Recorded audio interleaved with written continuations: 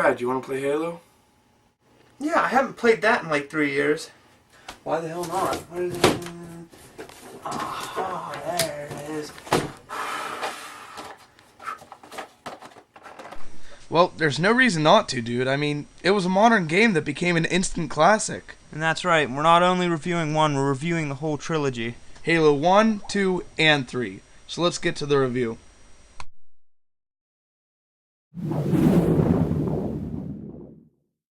Now, as you should know, we base our reviews on 5 topics: gameplay, controls, story, graphics, and replayability. And first up is Halo 1, and we're going to talk about gameplay. Bringing low-level systems online. Cracking the case in 30 seconds.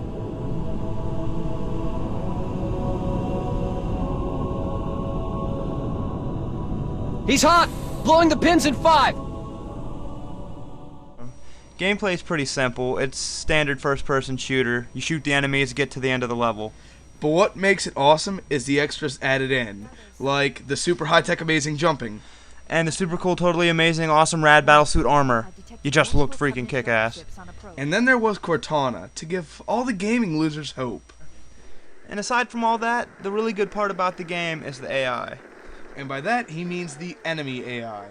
The enemies are super geniuses. The Marines on your side are about as retarded as... an autistic chimpanzee that eats lead chips. Exactly. Seriously, don't rely on them, even on easy. But the enemy AI is actually really good. The enemies cower if you get too close and sneak up on them, but if you're running from them, they'll try to flank you, and, well, you're pretty much butt-pwned from there. Also, Halo introduced the world to grunts, one of the most loved enemies in a game.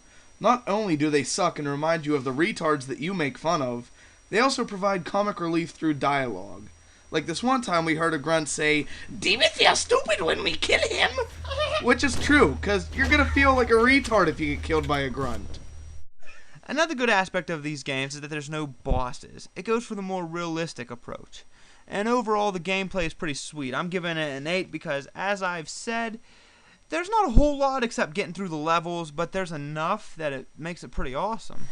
I'll stick with an 8 as well. I mean, it's a great game, and if you haven't played it, you've pretty much wasted your childhood. Now on to controls. The controls are really nice. Aiming and shooting is real smooth, of course. I mean, if the controls suck, the game sucks, so you gotta have good controls. Yeah, we've experienced some bad controls before, so this section's pretty necessary. Anyway, the problem I seem to have is crouching. It's not toggle, you have to hold it down, which messes you up sometimes, gets you killed.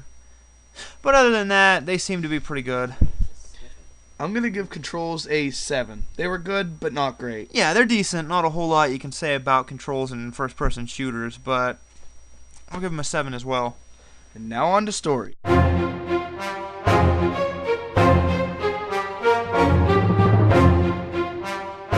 Platoon, secure airlocks on deck 11. 14th platoon, rendezvous with 22nd Tactical at Bulkhead Charlie 14.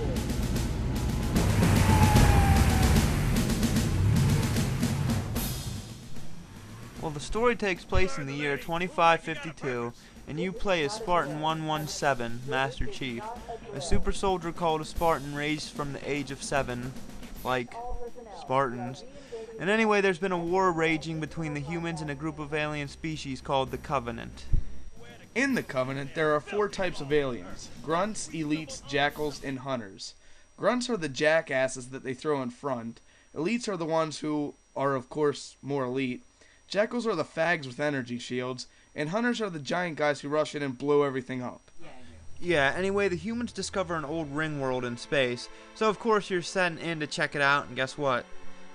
Its name is Halo. And as you learn more, you also discover a new alien species, the Flood. And here's where you'll just want to throw the damn Xbox out the window. The Flood's a giant butt-munching cluster rape of alien zombies. The small ones that try to take you over, the big ones that try to maul your face, and the fat ones that look like my cousin explode when you get too close. Alright, we're not going to reveal too much more because you better go find out yourself if you don't already know. I'm going to give story an 8 because it's butt rape. It's a good story. I'm also giving it an 8. Seriously, go get this game if you don't own it now. Pause the review and finish it when you buy it. Next up, graphics.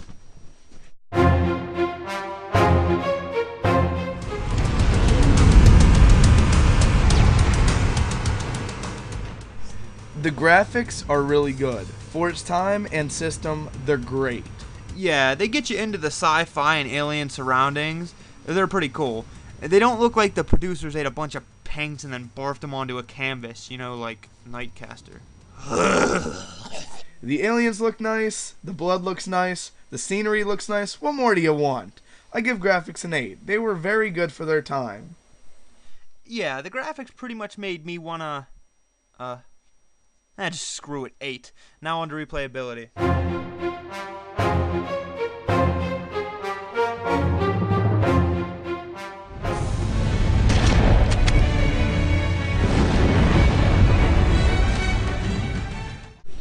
This game has some of the greatest replayability ever.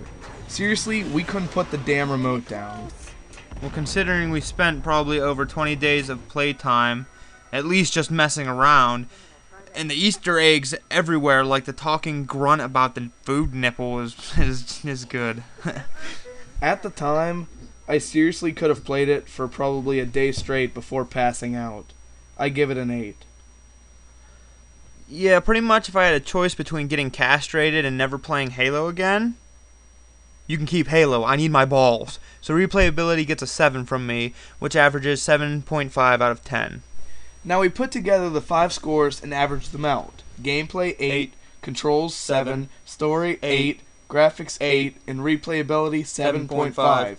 And we get 7.7, which rounds up to 8 out of 10. And based on the game's score, it gets placed in one of the 3 categories in the gaming library. 9 to 10, Hall of Fame, nothing gets in this one. 5 to 8, Keepers. And 0 to 4, Sucks So Bad, Destroy It. And this game falls into Keepers. Please join us next time as we continue our review on the Halo trilogy and move on to Halo 2.